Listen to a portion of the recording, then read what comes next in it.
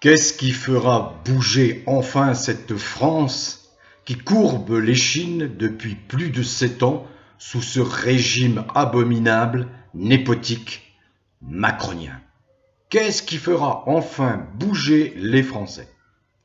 Vous savez, il est particulièrement difficile aujourd'hui d'enregistrer une vidéo informative ou analytique, car toutes les informations qui concernent notre pays sont des informations qui sont décourageantes, qui sont négatives. Alors que faire? Le dire, ne pas le dire? Essayer de faire prendre conscience à une part plus grande encore des Français que décidément dans ce pays dit des Lumières, eh bien rien ne va plus. Quel que soit le sujet que l'on va évoquer, tout est dirigé dans un sens contraire à l'intérêt des Français, qu'ils soient jeunes, qu'ils soient dans la force de l'âge, que ce soit les anciens. Un mot, par exemple, sur la retraite. À grand renfort de publicité, le régime macronien, Macron lui-même, procède toujours de la même façon. L'enfumage et les mesures en trompe-l'œil. C'est-à-dire, on vous annonce une nouvelle, une mesure qui va vous plaire, va vous satisfaire. La revalorisation des pensions de retraite, en particulier des petites retraites. On assiste là à un enfumage total. Pourquoi? Je m'arrête un instant là-dessus. Vous savez, en France, il y a beaucoup de petits retraités qui tirent le diable par la queue. Certains ne perçoivent que 500 à 600 euros maximum par mois pour survivre dans cet ex-grand pays que fut la France sous le général de Gaulle. De Gaulle qui était proche des Russes et qui se méfiait comme de la peste des États-Unis. Il avait beaucoup de raisons de se méfier des États-Unis. On voit bien ce qui se passe aujourd'hui.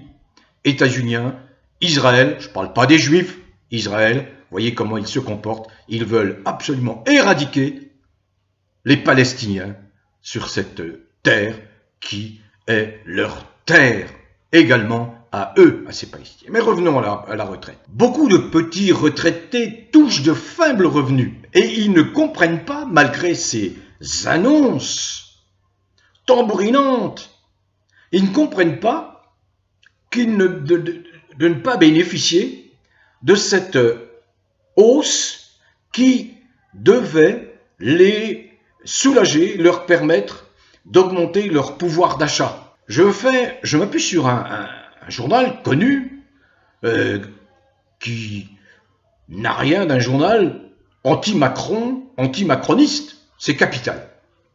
On ne peut pas taxer Capital de ne pas être un objectif en l'état, en l'occurrence avec cette affaire des retraites. Il y a une première vague de retraités qui ont, à partir du 25 septembre, pu constater une augmentation du montant de leur pension de retraite. En moyenne, cette première vague a touché un montant de 50 euros en guise de rattrapage. Bien, c'est modique, mais enfin bon, c'est toujours bon à prendre. Sauf que, il reste 850 000 retraités qui, eux, à bon droit, se sont dit, bon, ben, moi, je fais partie de la catégorie des retraités qui a droit, puisque ma pension est trop faible par rapport à la référence qu'est le SMIC, non, ma pension est beaucoup trop faible et donc je vais en bénéficier. Mais non, parce que il y a parmi ces hauts fonctionnaires, dans l'esprit bien macronien, des gens totalement tordus qui sont passés maîtres, experts dans l'art de compliquer les règles d'obtention de ces mesures qui sont des mesures de rattrapage du pouvoir d'achat pour les plus anciens. Non. Alors, 850 000 se trouvent en réalité, comme on dit, gros gens comme devant, c'est-à-dire baisés par Macron, une fois encore, et qui espéraient, qui pensaient avoir un petit coup de pouce et qui ne l'ont pas. Pourquoi? Parce que Et quand on rentre dans le détail de l'application de cette hausse et de ce rattrapage, eh bien, il n'entre pas dans les cases. Vous voyez, tout ça, c'est, vous savez, la petite technocratie des gens qui sortent de l'école nationale d'administration française. Ça se fait, cette école totalement inutile, phagocytée par les petits-fils de bourgeois, ces gens qui ont complètement pourri la France. Le terme n'est pas assez fort, totalement pourri la France, raison pour laquelle il faut supprimer l'école nationale d'administration. Voilà où on en est. Alors, il y a quand même des gens honnêtes dans ces hauts fonctionnaires qui laissent fuiter effectivement des informations. Et pour conclure sur les petits retraités, je comprends lire la colère, l'exaspération de nombre de ces retraités, parce que le message à l'origine était que chaque retraité doit pouvoir bénéficier d'un revenu qui soit au minimum de 85% du SMIC, soit autour de 1200 € net par mois. Eh bien, on en est bien loin. Donc, je vous renvoie à vos caisses de retraite, faites-vous expliquer pourquoi vous n'avez pas touché cette revalorisation, ce petit coup de pouce. Vous êtes 850 000 dans ce cas. Bien, ça s'inscrit, je vais en parler, c'est un peu le thème de mon intervention aujourd'hui, dans le fait que les mondialistes, le régime népotique macronien, a pour intention d'éradiquer les vieux, tout simplement, d'éradiquer les vieux. Les anciens, on ne les respecte pas. Vous allez sur le continent asiatique, vous allez sur le continent sud-américain, vous allez sur le continent africain. L'ancien est respecté. Vous voyez, c'est un pilier de la famille, pilier du clan, pilier du village, pilier des sociétés. En France, c'est tout le contraire. C'est le wokisme, c'est-à-dire l'irrespect des règles naturelles, vouloir imposer à des petits gamins, ce qui est totalement scandaleux, des petits gamins des comportements contre nature. J'ai publié dans ma communauté une intervention de la présidente du syndicat de la famille, qui a envoyé des huissiers partout en France pour constater l'horreur de ce qui se produit dans les écoles avec la complicité d'un certain nombre d'enseignants. On n'a pas à toucher les enfants, on n'a pas à faire de l'éducation sexuelle dans les écoles, mais qui a inventé cette saloperie? Qui? Et qui l'applique aujourd'hui, cette saloperie? Foutez la peine à nos gosses. Derrière tout ça, il y a des pédophiles, on le sait, on sait. On tire les fils, on connaît, on sait qui est derrière tout ça. Bon, et il faut que ça cesse. Mais je reviens à mon propos d'introduction. Qu'est-ce qui va faire bouger cette France avachie, endormie, complètement paralysée par quoi? Par la peur de qui? De quoi? Alors il y a quand même quelques hauts fonctionnaires, des fonctionnaires intègres, qui laissent fuiter des informations. Vous savez qu'actuellement se déroule à l'Assemblée nationale un débat à propos du budget. Le budget, c'est le nerf de la guerre. Le nerf de la guerre dans une commune, le nerf de la guerre pour un conseil départemental, pour un conseil régional, pour un pays, pour un État. Le budget. Et il se discute actuellement jusqu'au 16 novembre. Alors, sauf si, bien sûr, Macron, le despote, décide une fois encore de gouverner par la trique, c'est-à-dire en utilisant le 49.3, l'article 49.3, qui lui permet de passer toutes les lois qu'il veut sans vote. Sauf s'il fait ça, eh bien, il y a débat et il y a fort à parier que le budget voulu par Macron et les traîtres, les républicains, cette petite quarantaine de députaillons sans vergogne, sans conscience, pour certains qui ont été élus, et là, je jette la pierre contre la France Insoumise, élus grâce au désistement de candidats France Insoumise, sous prétexte de vote républicain pour empêcher le Rassemblement national. Par parenthèse, si la France Insoumise ne s'était pas pliée à cette règle folle, insensée, complètement stupide, crétine, d'un point de vue stratégique et tactique, eh bien, la France Insoumise n'aurait pas 72 députés, elle en aurait pratiquement presque autant que le Rassemblement national, plus d'une centaine de députés. On voit bien aujourd'hui le handicap qu'a cette France Insoumise, qui a de bonnes initiatives, notamment la destitution, grâce à un député remarquable qui s'appelle Antoine Léaumont. Eh bien, cette France Insoumise peserait d'un plus grand poids face aux socialo-traites qui ne servent à rien, qui sont prêts à tout moment à gouverner comme les Républicains, à gouverner avec le fou allié Macron.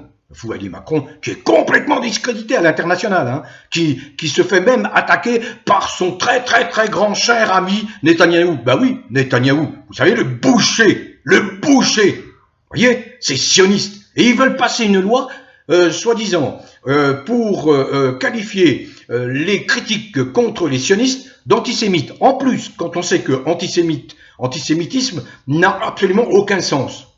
Sur le plan étymologique, ça n'a absolument aucun sens. Les Palestiniens sont tout autant sémites. Il y a beaucoup de gens qui sont qui ont la religion judaïque et qui viennent des pays de l'Est, qui n'étaient pas à l'origine implantés sur cette terre de Palestine. Mais bon, donc revenons à Macron. Tout est fait pour éradiquer les vieux, éradiquer les anciens. À partir de 60 ans, vous êtes inutile. Il y a un grand penseur, hein, très détesté par la femme Danielle Mitterrand, la femme de l'ex-président François Mitterrand, hein, elle l'avait bien identifié, c'est Jacques Attali, qui expliquait, il y a une dizaine d'années, sans être gêné le moins du monde, hein, expliquait que économiquement, les gens à partir de 60-65 ans ne sont plus rentables. Vous voyez un peu l'humanité de l'individu. Nous ne sommes plus rentables à partir de 60-65 ans. Alors je mets en garde tout de suite les jeunes. Les jeunes, vous vous sentez pas concernés. On est tous passés par ces phases-là. Hein. On a 30 ans, 20 ans, 40 ans, 45 ans. On sent pas encore les affres du temps vous toucher. Et on s'imagine que, on a l'éternité devant soi. Mais non, un jour arrive, la vieillesse frappe à la porte et vous dit « ça y est, c'est ton tour, tu n'es plus un jeune, on ne peut plus te catégoriser dans les jeunes. » Donc, tous les coups portés contre les anciens aujourd'hui sont des coups qui vous sont portés contre les jeunes générations. Si vous ne prenez pas conscience de ça, votre vie va devenir un véritable enfer. Et ça va pas prendre 15 ans, 20 ans, non, dans les 5 ans à venir. Un exemple. Quel est le souci majeur des mondialistes? C'est aujourd'hui, en France en particulier, il y a l'avocat Carlos Brusa qui en parle, eh bien, c'est d'imposer la vaccination, c'est-à-dire de la rendre obligatoire, vaccination anti-Covid. Quand on sait les dégâts considérables de ce vaccin criminel mis au point par un grand labo, Pfizer, qui a maille à partir avec la justice sur tous les continents, qui va peut-être même être contraint tôt ou tard à fermer ses portes pour avoir empoisonné, pour avoir tué avec ces vaccins comme AstraZeneca, comme d'autres, des millions, on estime à peu près à 50 millions le nombre de personnes qui ont perdu la vie après s'être fait vacciner. On ne parle pas peut-être de centaines de millions de gens qui souffrent aujourd'hui, qui sont en sursis et qui souffrent d'effets secondaires gravissimes, de handicap liés à cette vaccination. Et dans l'idée de Macron, eh bien, c'est de vacciner tous les plus de 60 ans, toujours dans cet mécanisme, dans cet esprit mécanique d'un Attali, peu reluisant Attali, de considérer les gens non pas comme des êtres humains, mais comme des entités s'inscrivant dans des calculs économiques. Voilà, tout simplement. Alors, je disais, il y a quand même quelques hauts fonctionnaires qui laissent fuiter des informations. Je parlais de la discussion actuelle à l'Assemblée nationale du budget. Un budget très difficile à boucler. Le Barnier qui arrive, pontifiant, vous savez, le grand perdant avec son parti et qui dirige la France. Bien, on marche vraiment sur la tête, mais on est avec Macron, hein, on le sait. Hein. Il y a un fou dégénéré à la tête de l'État français. Bon, il faut, comme beaucoup de gens sont dans le déni ou la dénégation, et à côté de ceux qui savent très bien cela, mais qui font comme si tout allait bien, bref. Le Barnier a trouvé une idée extraordinaire. On réduit les dépenses. Ah bon? Et où va-t-il taper? Qui va devoir payer cette facture? Comme d'habitude, toujours les mêmes. Il est question d'une hausse faramineuse du prix du gaz, du prix de l'essence, de l'électricité. alors que normalement, nous, en France, nous produisons l'électricité là moins chère, mais nous sommes tenus par des accords avec l'Union européenne dirigés par la von der Leyen. Vous savez, la digne héritière d'un régime infâme qui a envoyé des millions de gens dans des chambres à gaz, dans des fours crématoires. On oublie ça? Eh bien moi, je ne l'oublie pas. Madame von der Leyen. Voilà. Et nous acceptons ça? Non, nous ne devons pas accepter ça. Donc le Barnier, le ministre, vous voyez, qui est entouré de bras cassés, de branquignoles, qui n'y connaissaient rien du tout à la gestion du pays. Rien, absolument, rigoureusement rien. Ah si, ils récoltent les avantages. Ils vont essayer de durer 6 mois, parce qu'au bout de 6 mois, quand vous durez pendant 6 mois ministre, vous avez droit à une retraite de ministre. Si vous dépassez les 6 mois, vous voyez un peu le népotisme. Le népotisme, je voudrais en dire un mot avant de continuer. C'est quoi le népotisme, pour ceux qui ne sauraient pas? Le népotisme, c'est simplement lorsque vous avez un dirigeant qui est en place et qui utilise son influence exclusivement pour en faire profiter ses proches et sa famille. On est dans un régime népotique. C'est la république bananière, comme on dit. Hein. C'est les intérêts d'un petit groupe au détriment de la grande masse des gens. Donc voilà, le budget. Alors il y a un constat qui est terrible, qui est fait par le président de la commission des finances de l'Assemblée nationale, qui s'appelle Éric Coquerel, France Insoumise, excellent président, reconnu y compris par tous ses opposants de tous les partis, excellent président de la commission des finances à l'Assemblée nationale, et qui crie au loup, qui explique, voyons, on cherche désespérément 100 milliards qui se sont évaporés. 100 milliards qui se sont évaporés. Vous imaginez? Où sont partis ces 100 milliards? Monsieur le maire, qui, soi-disant, s'est enfui en Suisse pour échapper aux poursuites. Le maire, oui, l'ancien ministre de l'économie et des finances de Macron. 100 milliards. Mais certains hauts fonctionnaires expliquent que non, ce n'est pas 100 milliards. C'est 160 milliards de gabegie. De gabegie. Pourquoi? Parce que Macron a passé son temps à arroser ses amis, ceux qui lui ont donné les finances pour être élu en 2017 et en 2022. Le fameux cabinet McKinsey, vous savez, c'est cette haute finance. 163 milliards, c'est un chiffre, mais faramineux. 163 milliards de gaspillage pour arroser les cabinets. On parle de 40 à 50 milliards qui ont été donnés à ce cabinet McKinsey alors que nous payons des fonctionnaires pour faire un travail rigoureusement identique. Bon. Donc, que va-t-il se passer pour ce vote du budget? Bien. Eh bien, manifestement, il y a un risque pour Macron, et tant mieux que le budget ne soit pas voté par l'Assemblée nationale. Et donc, à ce moment-là, blocage des institutions. Et si Macron veut passer par des voies qui sont des voies autoritaires, c'est-à-dire dictatoriales, le petit dictateur, sans aucune épaisseur, hein, il n'a aucune vision politique, Macron, il faut bien comprendre, hein, eh bien, il sera confronté à un dépôt de motion de censure. Et là, à nouveau, on va voir qui sont les vrais Français patriotes. On verra si le Rassemblement national, qui pontifie, qui joue les arbitres, c'est un peu facile, hein, s'associera à un dépôt de motion de censure, quel que soit le parti politique qui va déposer. Voilà ce qui se passe aujourd'hui. Mais c'est la véritable gabegie. Gabegie. Il y a eu un pillage des deniers publics par Macron, tout simplement, par Macron, par 50 personnes. Macron, qui est la marionnette, effectivement, des mondialistes. Il y a urgence à ce que les souverainistes, Florian Philippot, que je salue parce qu'il se bat comme un beau diable et il est un des rares. Mais je demande, je les appelle, ces souverainistes, mais bon Dieu, faites quelque chose d'utile à votre pays. Asselineau, Dupont-Aignan qui reprend du poil de la bête après avoir effectivement subi un drôle d'échec aux législatives.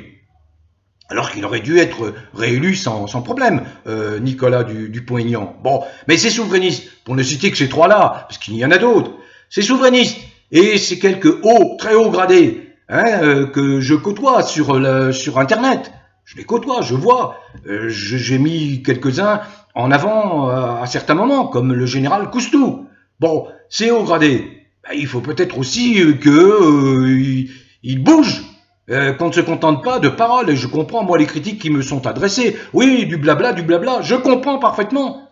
Je comprends. Mais entre continuer à parler, hein, comme le faisait Pierre Dac quand il était le porte-parole de la France libre à Londres, porte-parole de Charles de Gaulle, il fallait continuer à porter cette parole de la liberté. Et si je suis là, c'est pour continuer à porter cette parole de la liberté. Je suis comme vous, je voudrais que ça se traduise en actes le plus rapidement possible, car ce sont les actes qui comptent, ce n'est pas le blabla. Je le sais personnellement, je suis comme vous, mais je ne suis pas aux affaires, je n'ai pas d'ambition politique personnelle. Je viens de citer 3 personnages qui sont des souverainistes, qui ont probablement le destin de la France en main. Et je suis tout à fait d'accord avec le Frexit. Quitter cette sale, infâme Europe qui nous a été imposée par le Napoléon Sarkozy. Comprenez que il y a le Napoléon Sarkozy, bon, qui a trahi la France, qui a imposé le traité de Lisbonne, qui a organisé l'Union européenne telle qu'on la connaît, avec une instance dirigeante qui n'a aucune légitimité puisque non élue. Bon. Mais je me faisais cette réflexion à partir d'une réaction du très peu reluisant Manuel Valls. Vous savez, le gars, il est rejeté par la France, il essaye de rebondir en Catalogne, et là, on le rejette. À Barcelone, il a essayé de s'imposer à Barcelone, et hop, défaite cuisante. Ce type, personne n'en veut. Mais, vous le chassez par la porte, il revient par la fenêtre. Et là, il revient, et il met son grain de sel sur un conflit abominable qui est le massacre perpétré par les Israéliens, le boucher Netanyahou, contre les Palestiniens, et qui met en grand danger l'équilibre mondial, puisque derrière il y a un conflit qui se dessine contre l'Iran, contre tout le monde musulman. Vous imaginez un peu? Et là, on a tous ces sionistes criminels qui veulent créer le grand Israël en éradiquant toutes les populations qui ne sont pas des populations qui leur conviennent, quels que ce soit les chrétiens, que ce soit les musulmans, etc. Non? Bon. Et vous avez le gars qui est bien sûr accueilli les bras ouverts sur les plateaux des médias infâmes, qui ne sont pas des journalistes, qui sont simplement des propagandistes goebbelsiens. Joseph Goebbels, ministre de la propagande de Adolf Hitler. Voilà. Les médias français, c'est ça. Il n'y a rien d'autre. Rien d'autre. Comprenez? Bon. Ils ne vont pas tarder à plonger, à tomber, parce que leur audience chute. Vous voyez, BF Merde TV vient de voir partir l'affreux Jojo Fogiel. Bon, et un autre vient de partir, le directeur des rédactions de BF Merde TV. Patrick Drahi, qui possédait BF Merde TV, par le biais de la société du groupe Altis, qui accumulait 60 milliards de dettes. Lui a été dégagé, franco-israélien, encore un truc comme ça, ces imbrications-là. Bon, donc, le Manuel Valls a expliqué que, s'agissant de l'Ukraine, eh bien qu'il fallait envoyer des troupes, c'est-à-dire nos piou-piou français, se battre contre les Russes. Rien de moins, rien de moins. Encore une fois, la Russie est notre ami, notre très grande ami. Nous partageons les mêmes cultures, les mêmes racines, bien plus qu'avec ces génocidaires états-uniens. Vous savez, ces gens qui ont peuplé en massacrant les Amérindiens, les Indiens, qui ont peuplé ce territoire nord-américain à partir du XVIe siècle jusqu'à l'esclavagisation de dizaines de millions d'Africains, ce qui leur a permis de développer, vous savez, ce rêve américain qui a pour principe religion, l'argent. Tu dois réussir, quitte à écraser tes frères, tes sœurs, tes voisins. Le fric. Le fric, ça n'est rien du tout, ça n'est qu'un moyen. Bon, j'ai déjà eu l'occasion de m'exprimer là-dessus. Donc voilà, la France, c'est pas joli. J'utilise encore un ton un peu vif, parce que je suis comme vous, je suis lassé de voir à quel point ce pays va mal. je suis lassé de constater à quel point il y a un décalage entre la représentation nationale, c'est-à-dire les députés, les 577 députés, à quelques dizaines près, hein, qui sont des bons députés, et puis des sénateurs rigoureusement inutiles. Ces petits députaillons qui ne servent à rien, incultes, idiots, crétins, imbéciles, d'accord ? Ils sont les jouets, des médias qui influencent les électeurs, surtout à la campagne. À la campagne, mais c'est désastreux. Vous pouvez être une chèvre et être élu député. Vous pouvez être le dernier ou le premier des imbéciles ou des crétins et vous êtes élu député. Mais avec combien de voix ? Là, je voudrais vous donner un élément que j'ai rabâché à chaque occasion. Il y a en France à peu près 52 millions de personnes en âge de voter, c'est-à-dire qui ont atteint l'âge de 18 ans, en âge de voter. Il y en a 5 millions qui ne sont pas inscrits. Or, les dernières élections législatives ont donné ceci comme résultat, deuxième tour, plus de 52%, 51-52% d'abstention. Si vous ajoutez les gens qui ne sont pas inscrits, si vous ajoutez les gens qui ont voté blanc ou nul, ça veut dire que vos députés, qui se croient élus avec une majorité, ne sont pas élus avec une majorité. Certains ne sont élus qu'avec 10%, ils ne représentent que 10% des personnes en âge de voter, c'est-à-dire des personnes majeures. Et il n'y a pratiquement aucun qui dépasse la barre des 50%, pratiquement aucun. Ça veut dire que regardez bien dans votre circonscription, votre petit députaillon. Je ne jette pas, je ne fais pas l'amalgame, il y en a de très bons députés, j'ai parlé du député de Haut-Mans, il y en a d'autres. Eh bien, pratiquement aucun ne dépasse, je parle des personnes en âge de voter. Hein, je ne me fais pas tordre l'esprit par les chiffres officiels, en âge de voter. J'avais fait ce calcul il y a 20 ans déjà. Bon, eh bien, ils représentent quoi ? Ils représentent quoi ? 20-30% de la population. Et ils paradent, ils pontifient, ils vont couper les rubans tricolores, ils vont inaugurer tout et rien pour se montrer. Mais j'ai connu ça, vous savez, les paradeurs qui sont là pour leur propre intérêt. Donc voilà, mon propos, c'est de dire qu'ils n'ont aucune légitimité, que c'est tout le système. J'ai toujours lu les auteurs qui ont traité de l'anarchie avec beaucoup d'intérêt. L'anarchie, c'est pas le désordre. Bon. Par ailleurs, vous m'avez toujours entendu, ceux qui me suivent depuis longtemps, je suis un abstentionniste. Pourquoi ? Parce que je ne crois pas du tout au système qui reproduit les mêmes erreurs avec les mêmes personnages, avec les mêmes filières. À l'exception de quelques moments où j'ai pu penser, de bonne foi, qu'il fallait voter parce que l'enjeu était tel que nous n'avions que ce moyen-là pour dégager, par exemple, le Macron. Ça a été le cas en 2017, ça a été le cas en 2022. Mais après, je n'ai plus voté du tout. Je ne me suis pas du tout impliqué dans les législatives, dans aucune des autres, jamais. Simplement, quand on a le diable, on n'a pas de compromission. C'est là le reproche que j'ai fait à la France Insoumise. Pas de compromission avec le diable. Allez vous faire foutre avec vos règles républicaines qui sont totalement dépassées. Elles sont obsolètes, vos règles républicaines. Il faut un autre régime qui repose véritablement sur les gens. C'est tout. Les délégations à des gens, hein, vous confiez une partie de vos aspirations, de votre pouvoir à un personnage, ça va être le député, ça va être ceci, ça va être... Non, tout ça, faut dépasser tout ça. Le vivre ensemble doit se donner d'autres règles. Alors, est-ce que ça passe par une remise en cause totale du mode de fonctionnement de ce pays français? Eh bien, si ça doit passer par là, il faudra que ça en passe par là. Et les plus grands bénéficiaires, ce ne sont pas les gens de ma génération. Parce que nous, on essaie de vous éclairer, les jeunes. Mais ce sont les jeunes. Les jeunes, c'est le bien vivre, le bien-être des jeunes qui est en cause. Je me suis tue pendant une dizaine de jours parce que j'avais besoin de faire le point, tout simplement. Parce qu'on est dans une période d'inertie totale.